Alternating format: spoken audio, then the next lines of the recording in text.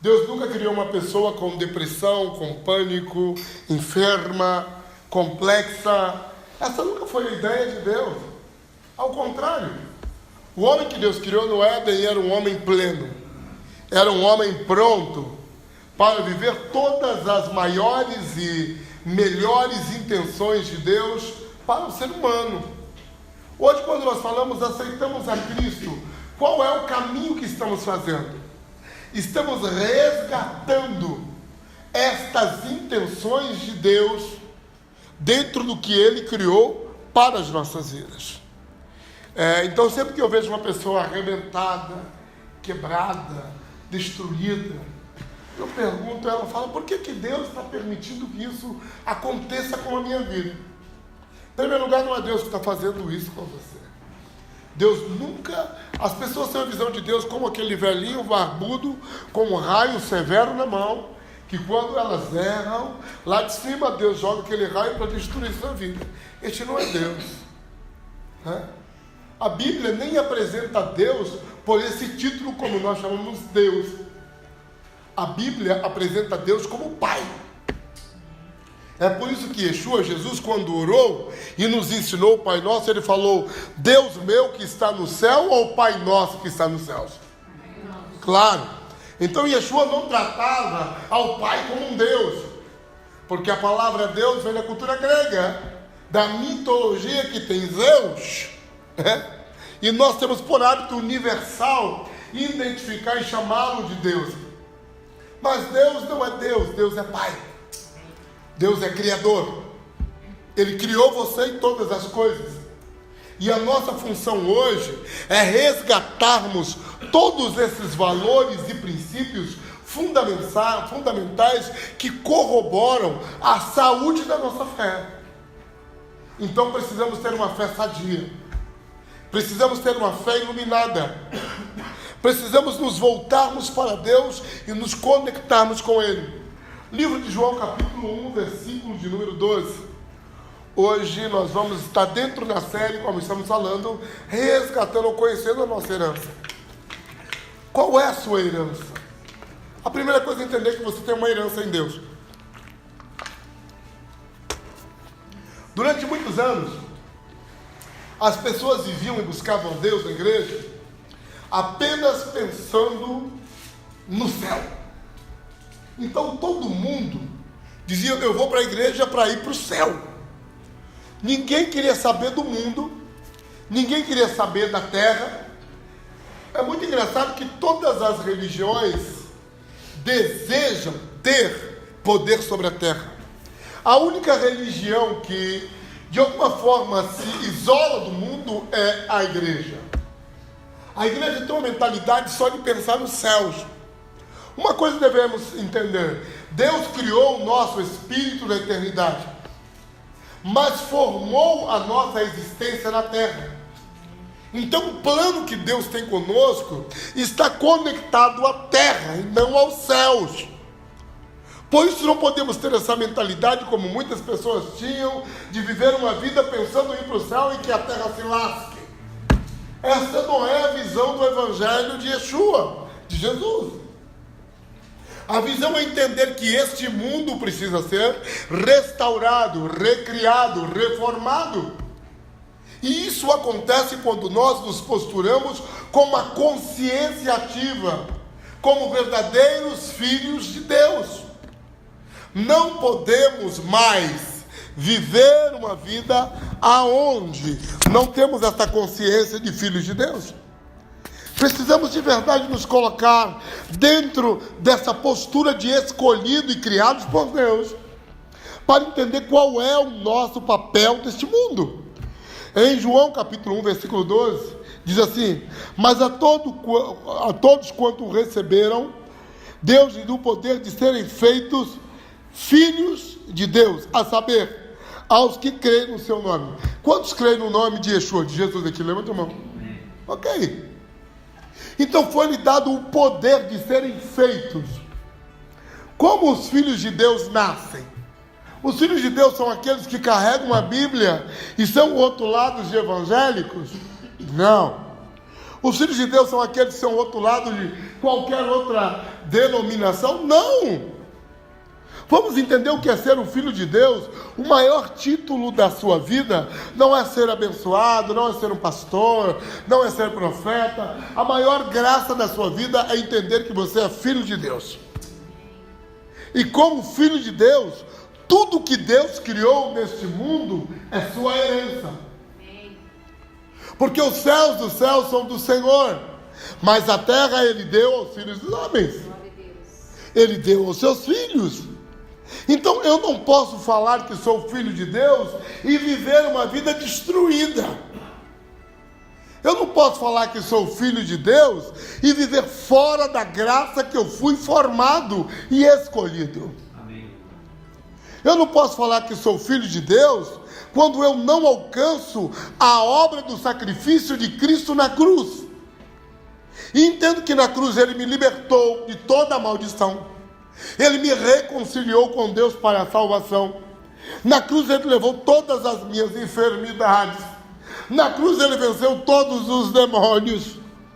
Eu preciso entender o que é ser um filho de Deus.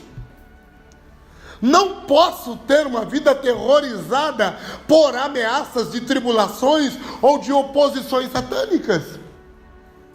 Porque quando eu entendo a minha consciência como filho de Deus, isso não é um título.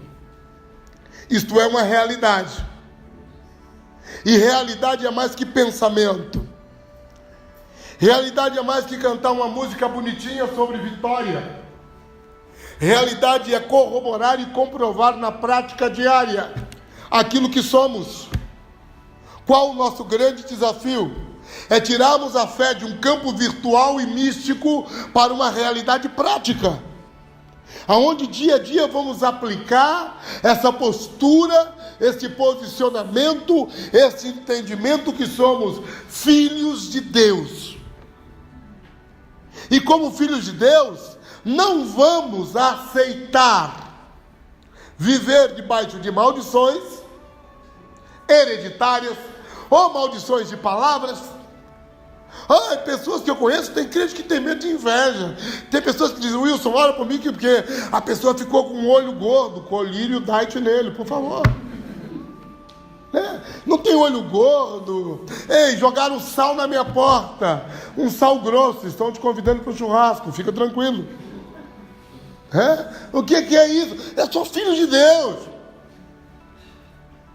Não vivo mais debaixo desse negócio de gato preto, sexta-feira preta, 13, nego d'água. Não tenho medo disso, não. Entendeu? Mesa branca, escura, rosa, amarela. Para com isso. Você tem que entender que você está debaixo da filiação de Deus. Amém. E quando você é formado em Deus, a Bíblia diz que somos adotados pelo Espírito, qual clamamos: Abba, Pai. Ele é o nosso Pai. Fale para o seu irmão: Deus não é Deus, é seu Pai. E a Bíblia diz uma coisa muito interessante: se vós que sois pais naturais sabem fazer coisas boas aos vossos filhos, quanto mais o vosso Pai celestial. Deus não quer sacanear a sua vida. Vamos ser claros com isso. Deus não quer barganhar com você. E você me obedece, e você ora, e você jejua, e eu vou te abençoar. Esse não é seu Pai. Esse é um Deus de alguma religião. Porque Deus não trabalha com você e não mede você pelo que você faz. Deus, Ele ama você pelo que você é. Pergunte ao seu irmão: o que você é? E exige a resposta. Diz aí, o que você é? Você é crente, evangélico, cristão ou filho de Deus? Ok, então quando alguém te perguntar o que você é, nunca mais responda: sou evangélico ou sou cristão. Responda: sou filho de Deus. Glória a Deus. Entendeu? Você não vai rotular a tua vida com uma religião. Sou filho de Deus. Isso não é título, é realidade. Por isso, quando compreendemos essa realidade como filhos, o que tem um filho? Um filho tem DNA. Eu não tenho filho, mas eu acho incrível quando analiso a relação de pais com os filhos. Porque os filhos têm o espírito de seus pais. É incrível. Já vi coisas terríveis. Por exemplo, uma criança que é adotada no dia que nasceu, é levada para outro país, para outro estado, cresce e é semelhante ao seu pai biológico. É uma coisa maluca. E você diz, o que é isso? Isso é o poder do Espírito.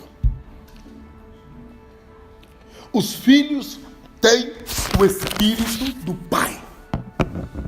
Quantos têm o Espírito de Deus aqui? Tem certeza? Vamos a Romanos 8. Versículo de número 16, amigo. E 17. Romanos 8, 16 e 17. O que diz? O mesmo Espírito testifica com o nosso Espírito. Que somos o quê? Deus. Ok, 17. Quem pode ler? E se filhos também herdeiros, herdeiros de Deus e co-herdeiros de Cristo. Se é certo que com ele padecemos, para que também com ele sejamos glorificados. Pergunte ao seu irmão, você tem o Espírito de Deus na sua vida? Pergunte, você tem? Se você tem, você é filho de Deus. Diga para ele. Você é filho e herdeiro. Amém. Entendeu? Filho e herdeiro. Você é filho e herdeiro de Deus. Filho e herdeiro deste mundo. Como podemos viver neste mundo? Numa realidade, e essa realidade de filho nos coloca numa realidade de família. Então, quando somos filhos de Deus, pertencemos à família de Deus. E a família de Deus não é desordenada. A família de Deus não é bagunçada. A família de Deus não é fracassada. Ao contrário, a família de Deus é abençoada. Então, qual é o padrão de busca nesta vida que estamos procurando desenvolver? É o padrão ao que pertencemos. Nós pertencemos à família de Deus. Nós pertencemos à filiação de Deus. E quando nossas famílias não têm esse espírito, ou não está dentro dessa medida, o que vamos fazer? Procurar ordenar nossa família para que ela possa se enquadrar dentro da natureza divina. Glória a Deus. Esse é o nosso chamado. Não é para estarmos aqui pensando, Deus quer que eu viva. Não, é uma herança. Para você ter uma herança, você tem que saber quem foi seu pai. Quem construiu? Seu pai é dono de quê? De tudo. Do mundo. De todas as coisas. Então, quando eu entendo que eu sou dono do Criador do mundo e do universo, como eu posso viver contrário a essa identidade? Não posso? Uma das coisas que mais me entristece é ver o derrotismo dos cristãos. É ver como eles vivem mal. É ver como os crentes usam a igreja para consolar suas derrotas. E não entende a consciência da fé e do evangelho verdadeiro. Deus não quer que você use a igreja, ou os cultos, ou a oração, ou o louvor para consolar suas derrotas. Essa não é a ideia de Deus. Os filhos de Deus não são estúpidos, não são derrotados. Os filhos de Deus são vencedores, poderosos, são amplos, sábios, iluminados, inteligentes e ungidos.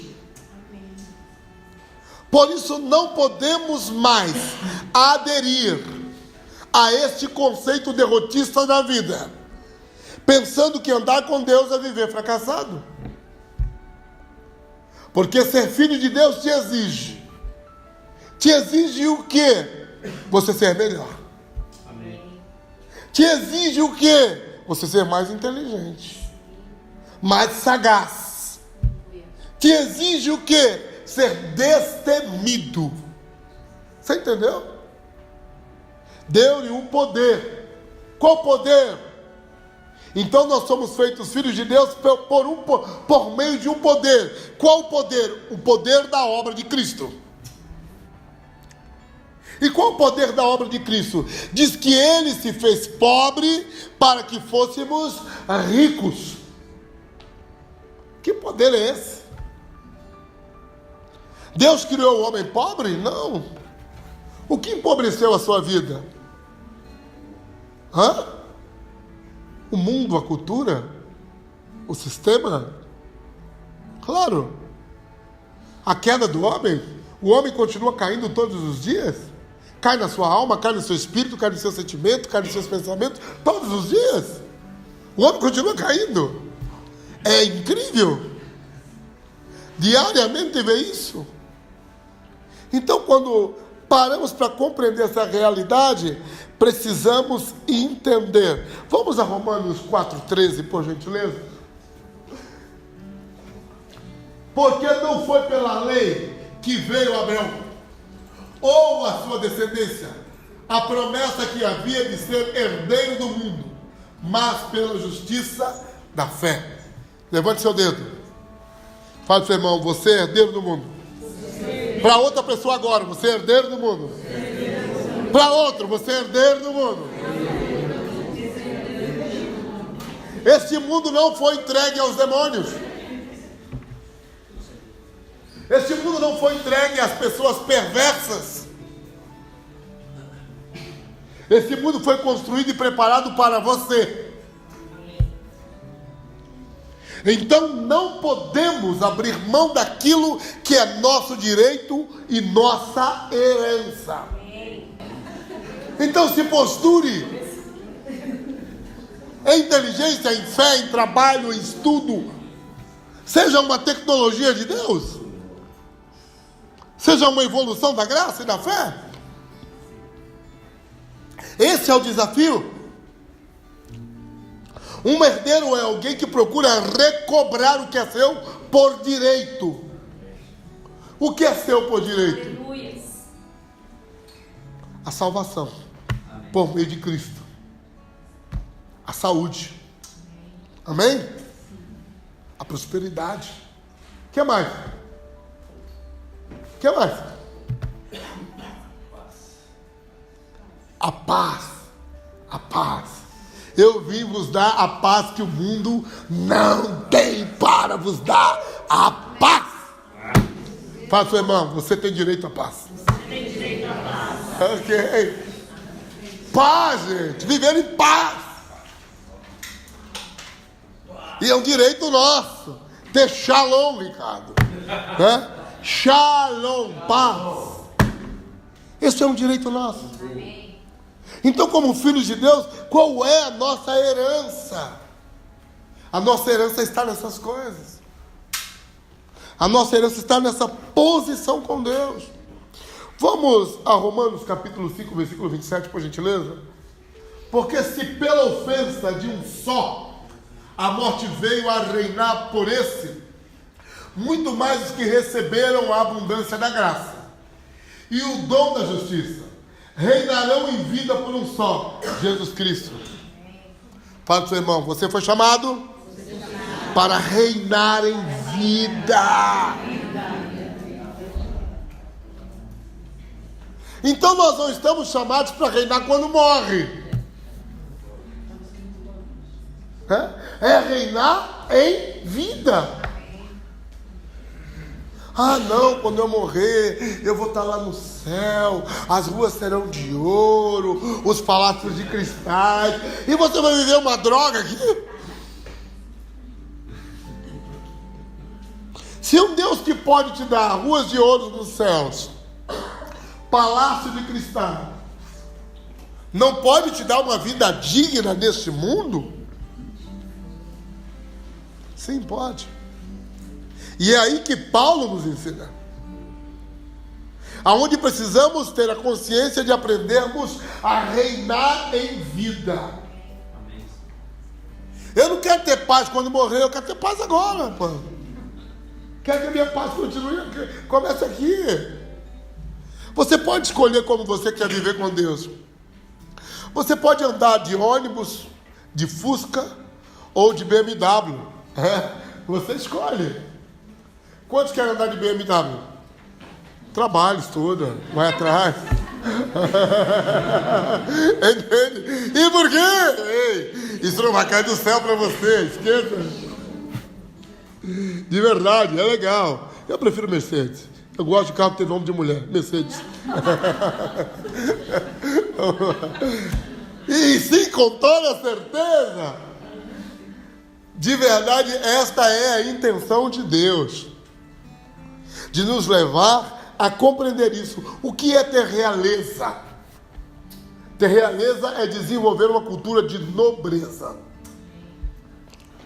E ser nobre não é só quando você mora num palacete que tem 16 peças. Você pode transformar a sua casa e criar uma cultura de nobreza onde você mora, com seus filhos, com seu trabalho. Sabe, a nobreza tem que começar agora na sua vida. Não importa o que você tenha, não importa onde você mora, mas importa muito aquilo que você quer se tornar. Sabe? Resgatar a sua identidade é entender quem é você. Você é o príncipe. E por quê? Porque você é filho de um rei. Qual o teu problema? Você vive como escravo e como servo. E o reino e a realeza de Deus não é operada sobre escravos. Não é operada sobre servos. É operada sobre filhos, sobre nobres. Eu sou um homem extremamente simples. Algumas pessoas me acham enjoado, mas eu não sou. E vai falar, por que você é enjoado? Eu não sou enjoado, sou exigente. E por quê? Entre viver o bom e o ruim, eu quero o bom. Por que eu vou escolher o ruim? Sua vida tem que ser assim. Você é filho de Deus para isso. Você pode ter as melhores coisas de Deus neste mundo. Marcos, capítulo 10, versículo 29, por gentileza. Isso é entender, para descobrir a nossa herança. Respondeu Yeshua, ou Jesus: em verdade vos digo, que ninguém há que tenha deixado casa, ou irmãos, ou irmãs, ou mãe, ou pai, ou filhos, ou campo, por amor de mim e do Evangelho, que não receba 100 vezes tanto já neste tempo, na versão original de Santa Vida, e em casa, irmãos, irmãs, mães, filhos e campos, e perseguições no mundo vindouro e na vida eterna. O que quer dizer isso?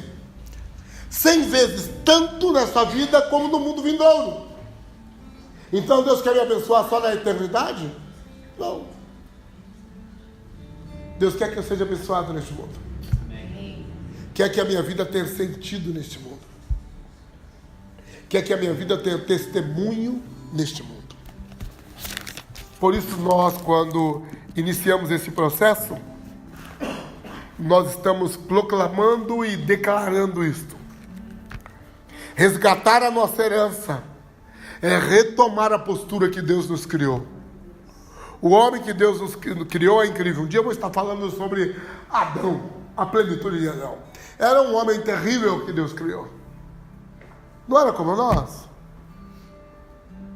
Era bem melhor. Por isso, eu quero desafiar você, essa noite, para dizer: Deus, eu quero assumir aquilo que você tem para mim. Você tem que orar e dizer: Deus, o que você tem para a minha vida? Você tem as melhores coisas? Sabe, um dia eu ouvi de Deus que Ele tinha as melhores coisas para a minha vida. E eu acreditei. Eu simplesmente decidi crer. E no dia que eu decidi crer e me posturar dentro disso, a minha vida mudou. Deus me deu o privilégio de conhecer muitas coisas boas, de desfrutar dessas coisas boas. Um dos pontos que nós temos como visão da família da fé, primeiro é andar com Deus. Segundo, governar o nosso ponto, o nosso dom e no mundo. E o terceiro é ser o quê? Feliz. Ok. Fala para o seu irmão, você precisa ser feliz. Pergunta para ele, você é feliz? Porque a felicidade é uma coisa que vem de Deus. Ter paz, felicidade, alegria, dar risada, isso vem de Deus.